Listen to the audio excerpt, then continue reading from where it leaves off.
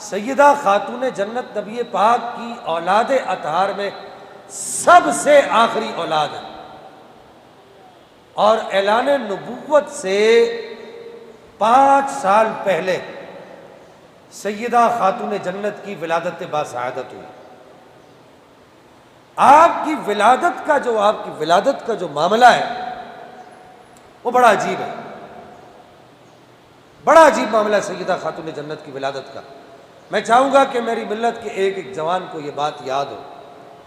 شیخ محقق علی الاطلاق شیخ عبدالحق محدث دہلوی رحمہ اللہ اپنی کتاب مدارج النبوہ کے اندر اس بات کو لکھتے ہیں کہ سیدہ خاتون جنت کی ولادت سے پہلے نبی پاک صلی اللہ تعالیٰ علیہ وبارک وسلم نے اللہ تعالیٰ نے آپ کو خواب میں جنتوں کی سیر کرائی۔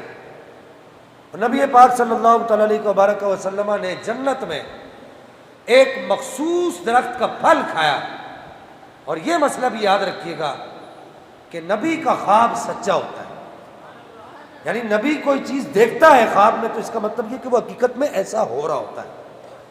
اگر مثال کے طور پہ نبی پاک خواب میں جنت میں گئے تو اس کا مطلب یہ خواب میں نہیں گئے، حقیقت میں گئے۔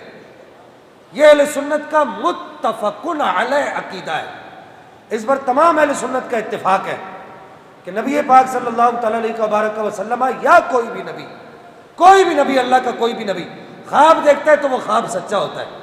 جیسے حضرت ابراہیم علیہ السلام نے اپنے بیٹے، یا بعض روایات میں آتا ہے کہ ایک اپنی مخصوص محبوب چیز کو ذبح کرنے کا خواب دیکھا تو وہ خواب سچا تھا۔ آپ کے بیٹے نے کہا، قرآن کے سینے کے اندر موجود ہے، حضرت اسماعیل علیہ السلام نے کہا کہ بابا جان آپ اللہ کے نبی ہیں، اللہ کے نبی کا خواب سچا ہوتا ہے، جو دیکھا ہے وہ کر گزریے، اللہ کے نبی کے خواب پر کوئی آنچ نہیں آنی چاہیے۔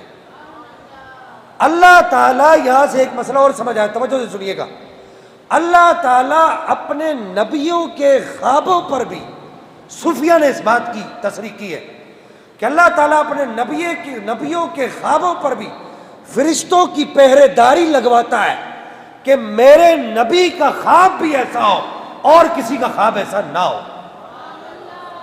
یہ نبی کے خواب میں، بھائی خواب پر تو کسی کو کوئی، آپ دیکھیں نا خواب کسی کو کوئی بھی آ سکتا ہے، ہوا میں اڑ رہا ہے تو اس کا کیا مطلب ہے کہ وہ سچی میں ہوا میں اڑ رہا ہے؟ کوئی آدمی جو ہے وہ 10ویں مالے سے چھلانگ لگا رہا ہے خواب میں تو اس کا کیا مطلب ہے وہ 10ویں مالے سے سچی میں خواب لگا رہا ہے؟ کوئی آدمی آگ میں کود رہا ہے تو کیا مطلب وہ سچی میں آگ میں کود رہا ہے؟ تو نبی کا جو خواب ہے اس کے بارے میں باقاعدہ پورا ایک چیپٹر ہے، پورا ایک باب ہے کہ انبیاء کرام کو جو خواب آتے ہیں ان خوابوں کی جو حفاظت ہوتی ہے، ان خوابوں کو جو محفوظ جو رکھنا ہوتا ہے وہ کیسے رکھا جاتا ہے۔ تو صوفیہ نے اور علماء عقائد نے اپنی اپنی کتب کے اندر اس بات کو لکھا ہے کہ اللہ تعالیٰ اپنے نبیوں کے خوابوں کو شیاطین اور ان کے شر سے محفوظ رکھتا ہے۔ اللہ کے نبیوں کے خواب بھی ایسے نہیں ہے جیسے عام لوگوں کے خواب ہیں، اور جائے کہ 14ویں صدی کا ملا اٹھ کے کہہ رہا ہے کہ میں نبی جیسا ہوں، نبی میرے جیسا ہے۔ بات سمجھ آ رہی ہے؟ جب خواب میں مولوی صاحب نبی جیسے نہیں ہے تو پھر حقیقت میں نبی جیسے کیسے ہوں گے؟ مسئلہ سمجھ آیا آپ کو؟ تو نبیوں کے، انبیاء کے جو خواب بھی ہوتے ہیں وہ عام مخلوق سے کیا ہوتے ہیں؟ ہٹ کر ہوتے ہیں۔ اور ایک اہم بات یہاں پر، انبیاء کے جو خواب ہوتے ہیں وہ اللہ کی مرضی ہوتی ہے۔ کیا بولے؟ انبیاء کے جو خواب ہوتے ہیں وہ کیا ہوتی ہے؟ اللہ کی منشا ہوتی ہے، بغیر منشاء الہی کوئی بھی اللہ کا نبی کوئی بھی خواب نہیں دیکھتا۔ یہ مسئلہ ذہن میں رکھیے گا، یہ باب العقائد کا اہم ترین مسئلہ ہے۔ نبی پاک نے خواب دیکھا، آپ کو جنت کی سیر کرائی جا رہی، آپ نے جنت کا مخصوص پھل کھایا۔ اور ایک مسئلہ اور بھی یاد رکھیں، اہم ترین مسئلہ یاد رکھیے گا، میں چاہوں گا اس مسئلے کو آپ بھولیں نہ۔ جنت کے جتنے بھی پھل ہیں وہ مادیات نہیں رکھتے، مادہ نہیں رکھتے، علامہ صاحب آپ جانتے ہیں۔ مثال کے طور پر یہ کاغذ ہے، یہ اس کا ایک مادہ ہے، ٹھیک ہے؟ اسی طرح یہ مصنوعی پھل لگے ہوئے ہیں، ان کا ایک مادہ ہے، مادہ ایٹم۔ مادہ کس کو کہتے ہیں؟ ایٹم، جز، جس کو فلاسفہ کہتے ہیں جزء الذی لا یتجزا یا جزء الذی یتجزا، یہ جس کو آپ فزکس کہتے ہیں۔ آج ہمارا جوان جو ہے وہ ایک کتاب فزکس کی پڑھ لیتا تو پھولے نہیں سماتا. ہم 15 سال سے فزکس پڑھا رہے ہیں, قدیم فزکس.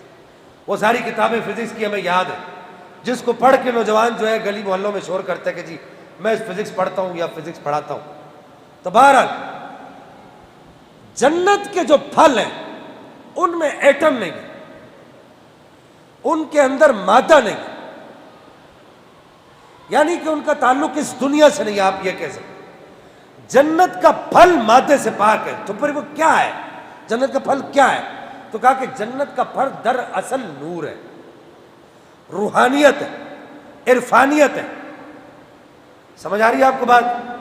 صوفیہ کہتے ہیں جو 8 جہان ہیں روحانیت کے, عالم ملکوت ہے, عالم جبروت ہے, عالم لاہوت ہے, عالم ناسوت ہے, شریعت, طریقت, معرفت, حقیقت, یہ جو 8 جہان ہیں روحانیت کے, کہا جنت کا جو ایک پھل ہے, اس پھل کا جو ایک لقمہ ہے, ایک بائٹ, 1 بائٹ, جیسے آپ بائٹ لیتے نا پھل کی, اس ایک بائٹ کے اندر اللہ نے اتنی روحانیت رکھی ہے کہ جنتی جب ایک بائٹ لے گا تو وہ ولایت کے 8 مقامات اس کے نیچے اتر جائیں گے. سمجھ آ رہی ہے آپ کو بات؟ جنتی ولایت کے 8 مقامات ایک بائٹ میں نیچے اتار دے گا. جو یہاں دنیا میں پتہ نہیں صدیاں لگ جاتی ہیں, زمانے لگ جاتے ہیں, 60 70 سال لگ جاتے ہیں. نبی پاک نے جنت کا وہ غیر مادی, میں پھر کہہ رہا ہوں, جملہ دہرا رہا ہوں, وہ غیر مادی درخت آپ نے تناول فرمایا خواب میں, اس کا پھل درخت کا تناول فرمایا, نوری درخت کا پھل تناول فرمایا. اس درخت کے تناول فرمانے سے پھر میں کہہ رہا ہوں نبی کا خواب سچا ہوتا ہے. آپ کے جسم اقدس کے اندر جو روحانی طاقت پیدا ہوئی, اس روحانی طاقت کو, جو آپ کی نسوں کے اندر اس روحانی طاقت نے جب سرایت کی, تو وہ روحانی طاقت سمٹ کر جب دنیا میں تشریف لائی, جنت کے پھل کی کھائی ہوئی روحانی طاقت جو نبی پاک کی مبارک نسوں میں جو مبارک متبرک اور مطہر جو وہ خون مبارک بنا, وہ خون مبارک سمٹ کر جب دنیا میں آیا, اس مبارک خون کا نام سیدہ خاتون جنت رکھا گیا.